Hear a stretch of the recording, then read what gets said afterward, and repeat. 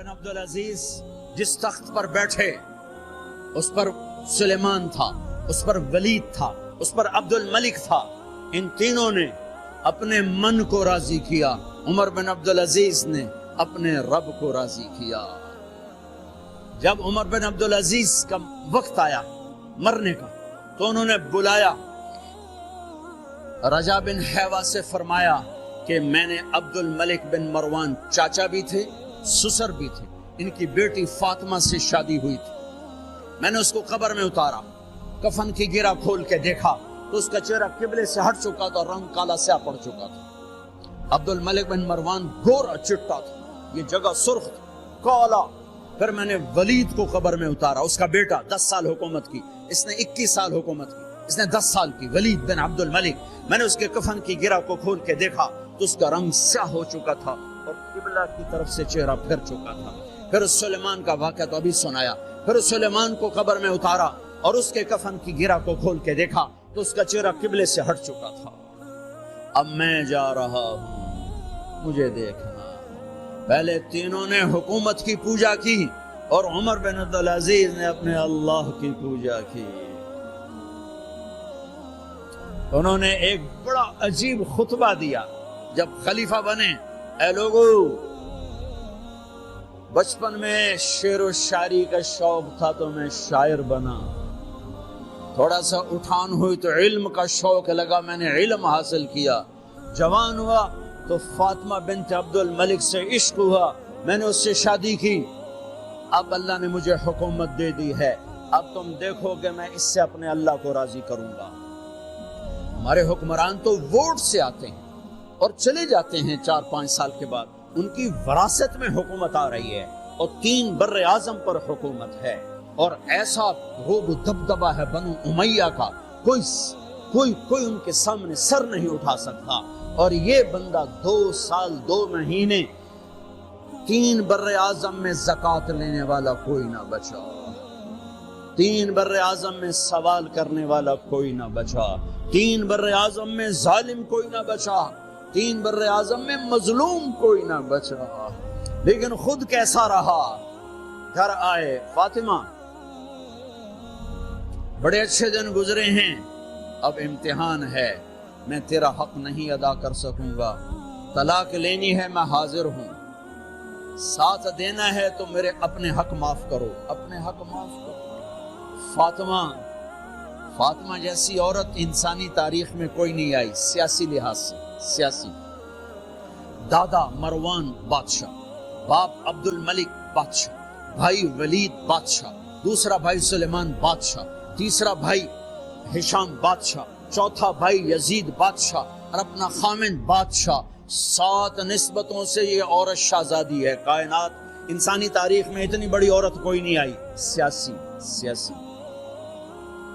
فاطمہ کہنے لگی، عمر میں نے سکھ کے دن تیرے ساتھ گزارے ہیں، دکھ میں تجھے چھوڑ کے نہیں جاؤں گی، جاؤ میں نے اپنے سارے حق معاف کی. پھر حضرت عمر بن عبدالعزیز کی راتیں اور دن کیسے گزرے؟ فاطمہ بنت عبد الملک فرماتی ہیں 2 سال 2 مہینے میں وہ میرے بستر پر میرے ساتھ نہیں لیٹے، انہیں غسل کی ضرورت نہیں پیش آئی. مصلے پہ بیٹھتے اور روتے وہیں سو جاتے اور روتے وہیں سے اٹھتے. پر 3 بر اعظم میں ظالم کوئی نہ بچا، مظلوم کوئی نہ بچا، زکوٰۃ لینے والا کوئی نہ بچا، بھکاری بھیک مانگنے والا کوئی نہ بچا. 3 بر اعظم کو ایسے صاف کر دیا. یہ فیصل آباد بھی ان کی حکومت میں شامل تھا، کیونکہ ملتان وہ بمبئی تک اور ملتان دیپال پور تک یہ سارا علاقہ ملتان میں آتا ہے. اور محمد بن قاسم نے ملتان فتح کیا ولید کے زمانے میں. اپنی حکومت کو اللہ کی رضا کے لیے استعمال کیا. کیسے استعمال کیا؟ سارے مال فاطمہ کا سارا زیور بیت المال میں ڈال دیا، تنخواہ پہ آ گئے. عید کا موقع آیا، بچوں نے ماں سے کہا، 12 بچے تھے، بچیاں 12 بچیاں، ہمیں کپڑے لے کر دو، عید آ رہی ہے، ہر آدمی اپنے بچوں کے لیے کپڑے لے رہا ہے، ہمارے بچے بھی کہہ رہے ہیں کپڑے لیں، جاؤ بھائی لو. فاطمہ کے پاس عمر 3 بر اعظم کے بادشاہ کے بچے آ رہے ہیں، ماں جی عید آ رہی، کپڑے تو لے دیں ابا سے کہیں. کہ ابا سے بات کرتی ہوں. ابا تشریف لائے، خزانے لبالب بھرے ہوئے ہیں گندم کے ڈھیر کی طرح، کہ امیر المومنین بچے کپڑے مانگ رہے ہیں. فاطمہ میرے پاس تو پیسے نہیں، میں کہاں سے کپڑے لے کر دوں، میرے پاس تو پیسے نہیں.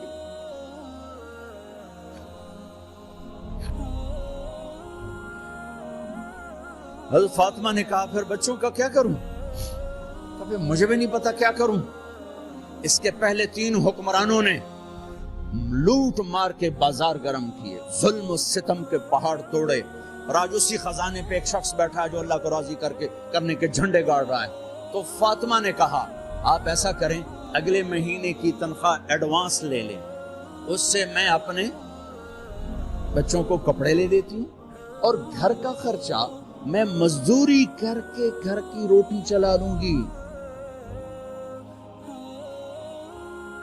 ارے اپنی تاریخ پڑھو، صرف ڈرامے ہی نہ دیکھتے رہ جاؤ، صرف گانے ہی نہ سنتے رہ جاؤ. اور بھی دکھ ہیں زمانے میں محبت کے سوا، راحتیں اور بھی ہیں وصل کی راحت کے سوا. انہوں نے اپنے بلایا وزیر خزانہ مزاحم، اپنے غلام. ہاں بھائی مزاحم، ہمیں بچوں کے کپڑے چاہیے، تو اگلے مہینے کی تنخواہ ایڈوانس مل جائے.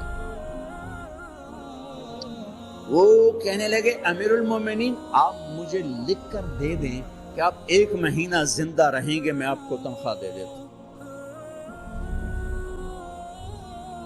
عمر بن عبدالعزیز سر جھکایا، اٹھے، گھر گئے. فاطمہ میرے بچوں سے کہہ دو کہ تمہارا باپ کپڑے لے کے نہیں دے سکتا. اپنی تاریخ تو دیکھو.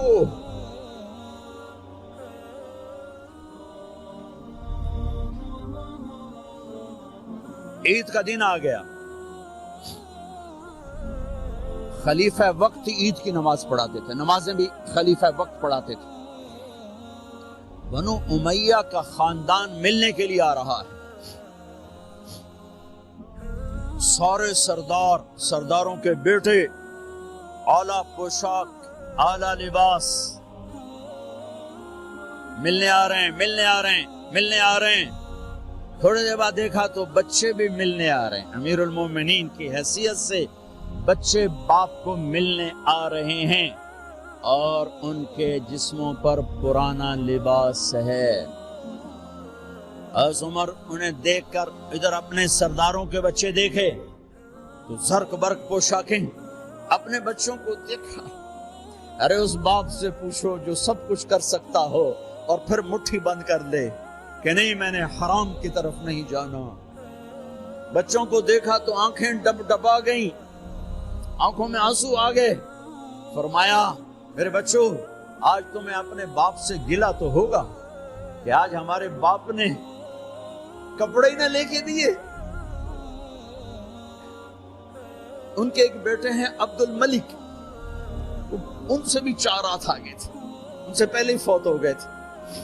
کہنے لگے ابا جان آپ کو مبارک، آپ نے قومی خزانے میں بددیانتی نہیں کی ہے، آپ کو مبارک ہو. آج ہمارا سر بلند ہے، ہم شرمندہ نہیں ہیں، ہم شرمندہ نہیں ہیں. انسانوں کو کپڑوں پہ نہیں تولا جاتا. آج کا میرا دیس کمالدار اتنا فقیر ہو گیا ہے، اتنا چھوٹا ہو گیا ہے کہ وہ اپنا تعارف کروانے کے لیے 50 لاکھ کی گھڑی لیتا ہے، 6 لاکھ کا جوتا لیتا ہے. آج کی بیگم اتنی چھوٹی ہو گئی ہے کہ اپنے قد کو بڑا کرنے کے لیے وہ 10 لاکھ کا ہینڈ بیگ لیتی ہے کہ دیکھو میرا بیگ 10 لاکھ کا ہے. ارے میری بہن تو 10 ٹکے کی بھی نہیں رہی اگر تو نے بیگ سے اپنے آپ کو بڑا بنایا. او میرے دوست تو 2 ٹکے کا نہیں ہے اگر تو 10 لاکھ کے جوتے اور 50 لاکھ کی گاڑی سے 50 لاکھ کی گھڑی سے اگر تو بڑا بننا چاہتا ہے. ارے اس دھوکے سے نکلو. برینڈڈ کہاں جا رہے ہو؟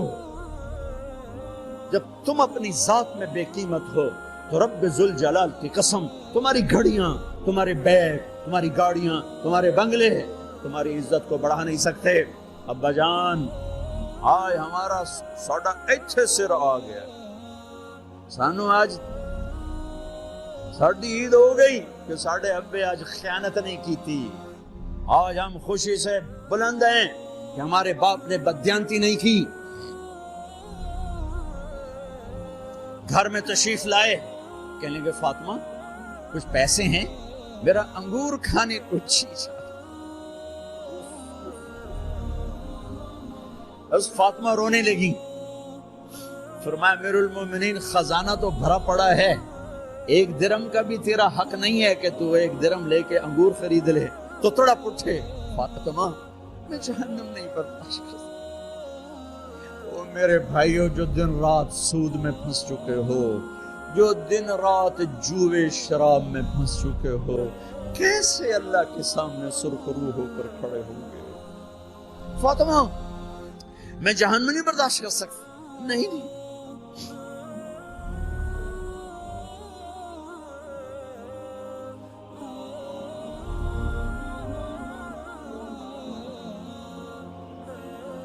ایک رات گھر میں تشریف لائے، بچیاں بیٹیاں منہ پہ ہاتھ کپڑا رکھا، دوپٹہ رکھا منہ پہ، اور بات کریں۔ آپ نے پوچھا ارے کیا ہوا تمہیں، منہ پہ کپڑا کیوں رکھتی؟ تو خاموش ہو گئی، لیکن گھر کی خادمہ رو پڑی، کہا امیر المومنین آج آپ کی بیٹیوں نے کچا پیاز توڑ کے اس سے روٹی کھائی، سالن کوئی اور مسری دی دال ہی کوئی نہیں ہے، پیاز کچے پیاز نہ روٹی۔ آج تا ساڈا مزدور جڑا کوئی نہ کوئی چٹنی بنا بند ہے، ترائے بر اعظم دے بادشاہ دیاں دھیاں ہے کچے وصلہ نہ روٹی بیٹھیاں کھاندیاں۔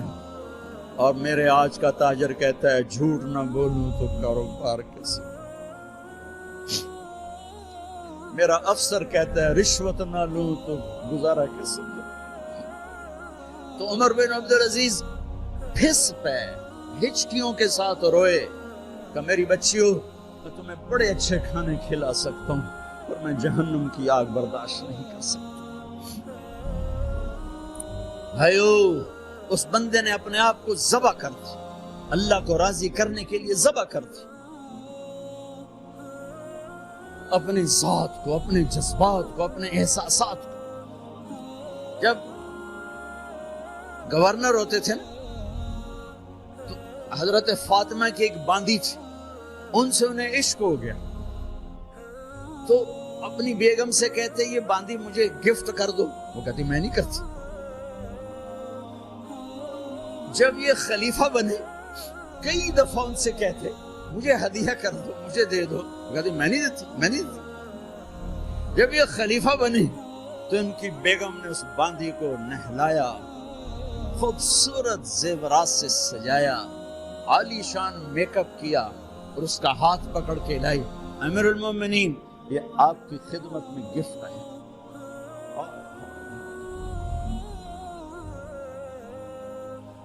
اس کو یوں دیکھا، فرمایا کہاں سے آئی تھی؟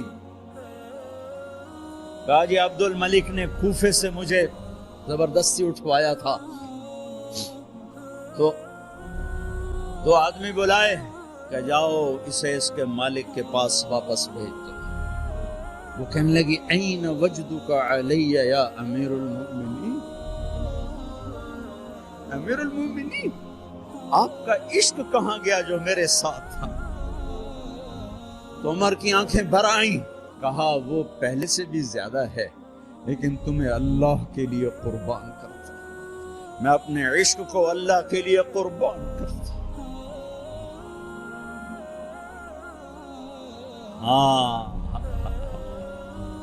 اب اللہ نے صلہ کیا دیا، جب انتقال ہونے لگا تو بلایا رجا کو، جو میں بات پہلے چھوڑ کے ادھر ان کی تھوڑی سیرت بتائی کہ رجا اب میں مرنے لگا ہوں، عبد الملک کالا ہو گیا تھا، ولید کالا ہو گیا تھا، سلیمان کالا ہو گیا تھا۔ یہ کیوں کالے ہوئے تھے؟ یہ بے نمازی نہیں تھے، بدکاری نہیں کرتے تھے، کسی کی طرف ان کی میلی آنکھ نہیں اٹھی کبھی، یہ ظالم تھے، ظالم۔ ظالم، انسانوں کا خون پیا، مال میں خیانت کی، اس پر اللہ نے چہرے پھیر دیے۔ آج عمر بن عبدالعزیز جا رہا ہے کہ دیکھو میں جا رہا ہوں، مجھے دیکھو میرے ساتھ کیا ہوتا ہے۔ ان کا انتقال ہوا، ان کی میت قبر کے کنارے رکھی گئی اور اب نیچے اتارنا ہے۔ سلیمان کی میت کو اتارنے لگے تو ہلنے لگا اور عذاب قبر پہلے شروع ہو گیا۔ عمر کی میت کو جب قبر کے قریب کیا گیا، ایسے ہوا کا جھونکا آیا، ایک پرچہ ایسے لہراتا ہوا یوں آیا، یوں آیا، یوں آیا اور عمر کے سینے پر گر گیا۔ لوگ کٹھے ہو گئے، پرچے کو کھول کے دیکھا گیا تو اس پہ لکھا تھا بسم اللہ الرحمن الرحیم، براءۃ من اللہ لعمر بن عبد العزیز من النار۔ یہ پروانہ ہے اللہ کی طرف سے اس کے بندے عمر کے لیے کہ اسے جہنم سے نجات کی خوشخبری سنا دی جائے۔ مرنا ہو تو یوں مرو، اللہ ایسی موت دے دے۔ کہتے ہیں پھر میں نے ان کو قبر میں اتارا، جب قبر میں اتارا تو کیا دیکھا؟ میں نے کفن کی گرہ کھولی تو چہرہ قبلے کی طرف فٹ اور یوں لگا جیسے 14ویں رات کا چاند قبر میں اتر آیا۔ میرے بھائیوں بہنوں، اپنے اللہ سے صلح کر لو، اپنے اللہ سے صلح کر لو، اس کے محبوب مصطفیٰ صلی اللہ علیہ وسلم کی غلامی میں آ جاؤ، آ جاؤ، آ جاؤ۔